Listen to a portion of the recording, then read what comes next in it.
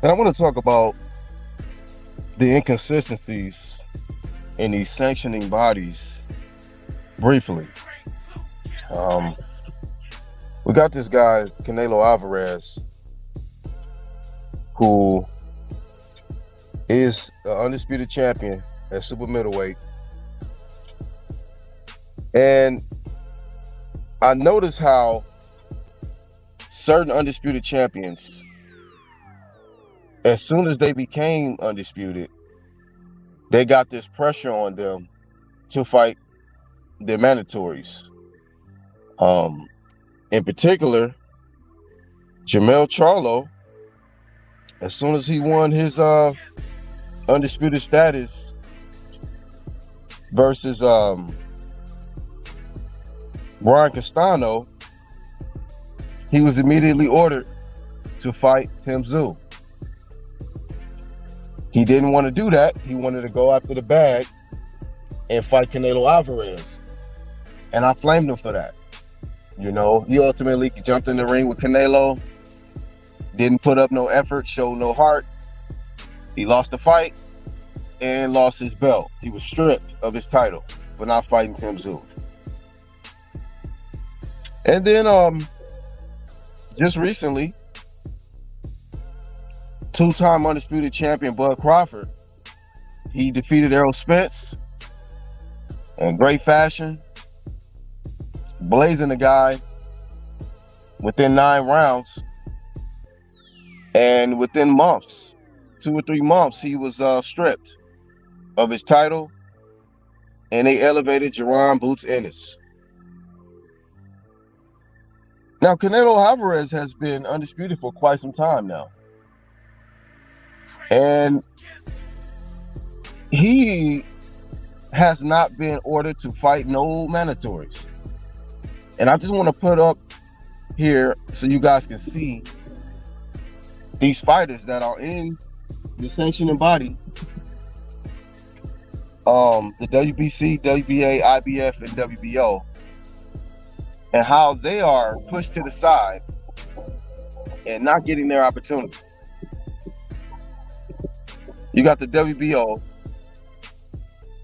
and you can see the bias there. Unnecessary, favorable rankings that they give. Look at that, Jaime McGee at number 1 at super middleweight, which is crazy to me. Andrade at number 2, Diego Pacheco at 3, Edgar Berlanga at 4, number 5, Eric Bazignan, and then Christian and Billy at number 6. IBF, you got number 1, William Stoll, number 2, Vladimir Shishkin, Christian and Billy at number 3, Eric Bazignan at 4, and Diego Pacheco at 5. And IBF was just the one that recently stripped Bud Crawford. You know, will they keep the same energy with Canelo? You know, and enforce a mandatory? You know, that's yet to be seen. The WBA, David Morrell's holding the regular title. You got Christian and Billy at the number 1 spot, Eric Bazignan, number 2, 3, Padraig McCrory, 4, Yoel Hernandez, and 5, Caleb Plant. And then the WBC, you got David Benavidez holding the interim, WBC interim, right behind Canelo. Then you got Christian and Billy at the number 1 spot, Jaime McGee at number 2, which is insane. Eric Bazignan at number 3, 4, Caleb Plant, and 5, Demetrius Andrade.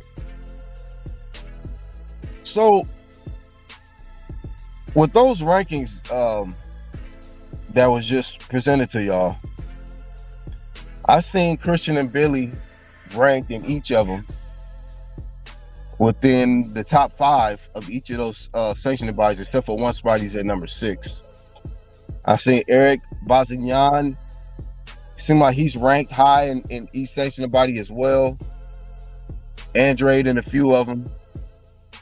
And then of course you got these guys that's holding these interims in the regular title, like David Morrell and David Benavidez. You know, and you just see that these organizations are all about the money when it pertains to Canelo Alvarez. They don't want to put no pressure on him to fight a mandatory, because the last time that happened, he threatened to get rid of his belt or leave the WBC, and that's why they created this franchise for him when he was at 160. He said, like, you know what, look, man, I don't want to fight no mandatories. And Mauricio Suleiman wanted to look out for him. And I'm sure that these other organizations have learned from that, and they don't want to upset this guy Canelo, because they want to make sure that they can still get a piece of the pie. All of these people are still trying to get a piece of the pie from Canelo, but they don't want to enforce the rules on Canelo. But the rules got to be enforced on champions like Bud Crawford, you know,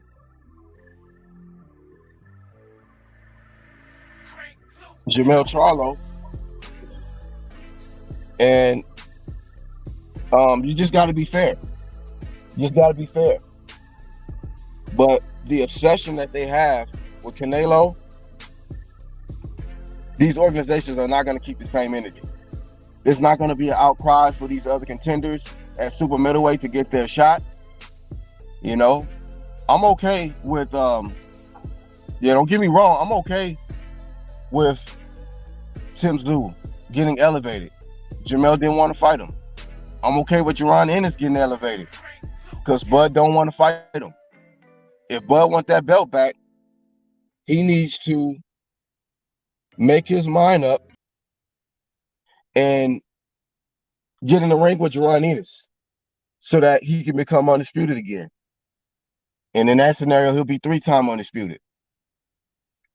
You know, Jamel Charlo, if he wants to be undisputed again, which he could be 2-time undisputed, he needs to come back down to 54 and fight Tim Tszyu.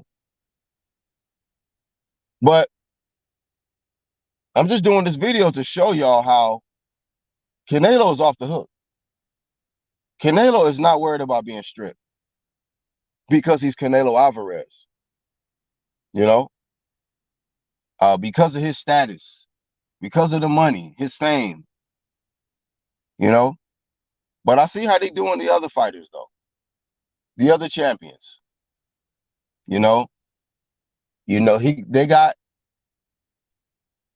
more pressure on them to immediately fight mandatories, while Canelo can fight the little guy coming up.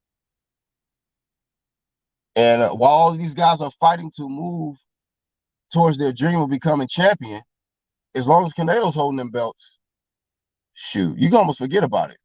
If Canelo does not decide to fight Christian and Billy, Eric Bazignan, or David Morrell, or David Benavidez, Demetrius Andrade, if he does not choose that, the fight's not going to happen, you know? And before I go,